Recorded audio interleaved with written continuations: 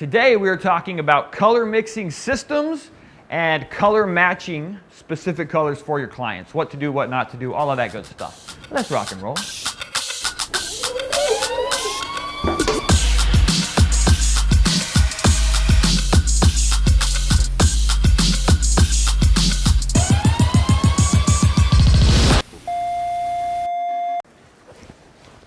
I got coveralls. I've completely had it with the parts washer. Every time you go to clean anything, you just splash back. It ruins my shirts, ruins my pants, ruins everything. So we're going full Michael Myers up in this bad mother. Look at this. You know, if you're gonna be mixing a custom color, in my personal opinion, it should always be a Pantone. For instance, if your customer reaches out to you and they say, yeah, you know, this graphic, it's got kind of like a reddish, it's got like a kind of a dark reddish orange color. In my mind, I'm going, nope, there's no way I'm going to try to figure out what color is in your head or what you're trying to describe to me. If the customer can't provide you with a Pantone code, they ain't getting a custom mixed color. They're getting a color off of my basic color card or my Willflex off-the-shelf color card. That's the way I run it, and this prevents any BS from coming up with your clients saying, that's not the color I had in mind, that's not the color I wanted. If they cannot give you a code from this book, you ain't mixing it. So as a printer, you need to have one of these in your shop at all time. You need the coded and the uncoded. Well, you need the coded if you do plastisol printing. You need the uncoded book if you do water-based or discharge printing. Uncoded is more of a flat thing, coded is the glossy one. So what we're going to do is figure out what Pantone color we need to be mixing today. So let's go to the software and find out what we wanted.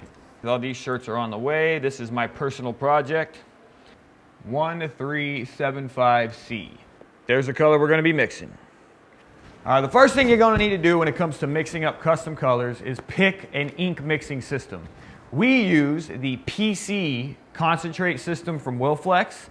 It's awesome because the ink colors are a concentrate, so you don't have to have gallons and gallons of them. Usually a gallon of this stuff will last a year.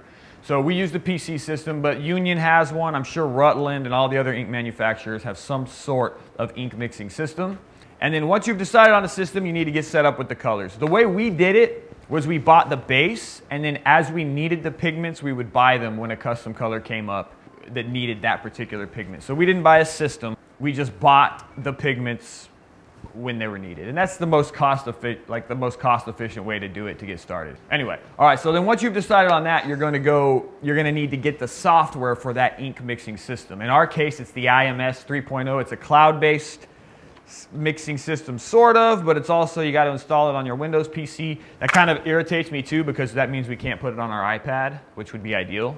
So let's show you what that looks like. All right, so this is the system, and you can see it actually gives you a preview of the Pantone you're mixing. So we have that. So now we're going to enter our Pantone code. So we're going to enter 1375.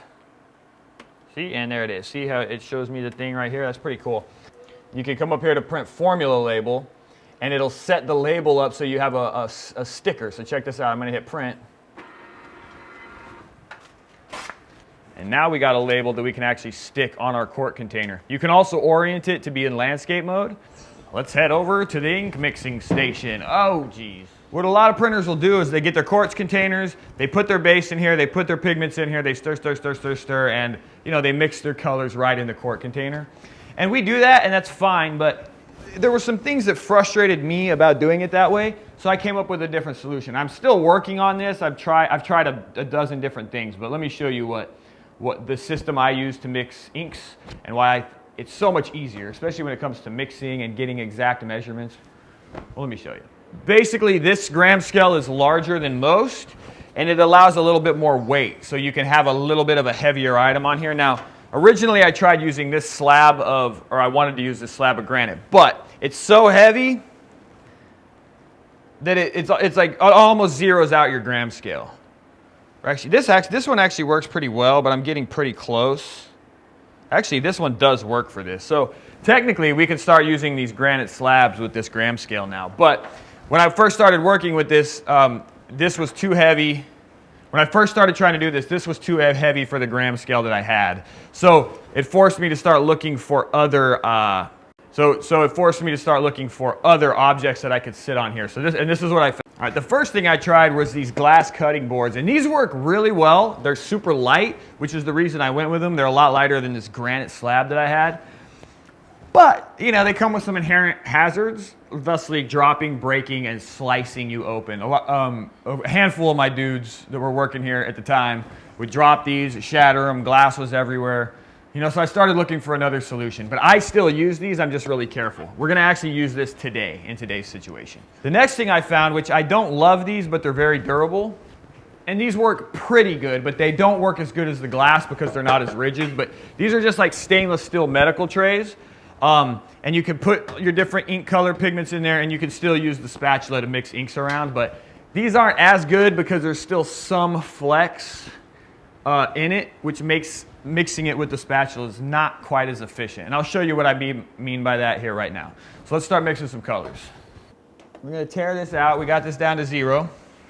All right, and then when I put this glass on there, you know, that weighs about 1,000 grams. So once we put that on there, we're going to hit tear again, and we're going to 0 that out. What this allows us to do now is smear our colors in areas, so we can put our base in the middle, and then we can use our pigments on each corner, and it allows us to be more exact with how much we're mixing. So to mix this up, our mixing base, we're going to need 134 grams. Bright yellow, we're going to need 23.98 grams. Extra white, we're going to need 6.47 grams. And last but not least, our bright orange, focus. Our bright orange PC, 1 gram exactly.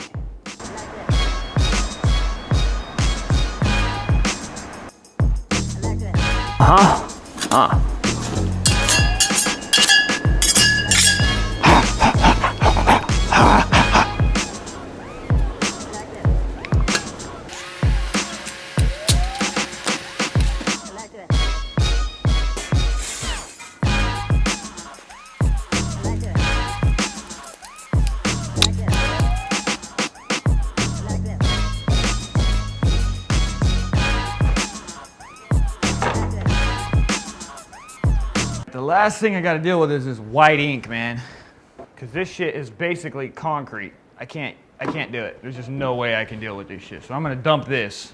Yeah, this all has to go bye-bye, man.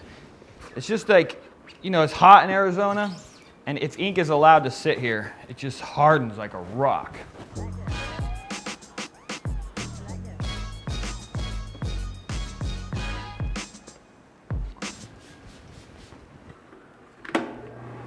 You can tell usually if it's the shirt moving because like it'll be out here, but then you can come to another area where the shirt's stuck and it won't be out. That's a good indicator that you have shirt movement as opposed to like something being out of registration. All right, and here is the color we are going to be printing this graphic on, man. We're putting it on safety green up in this mug.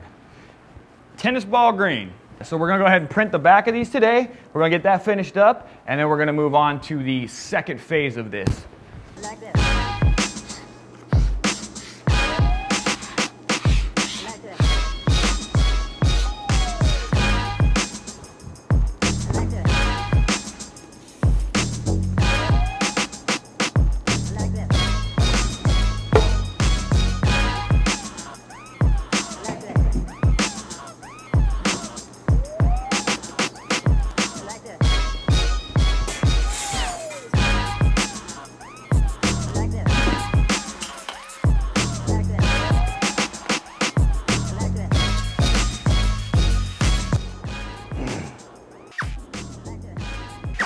All right, baby, so that is going to wrap up the print portion of this project.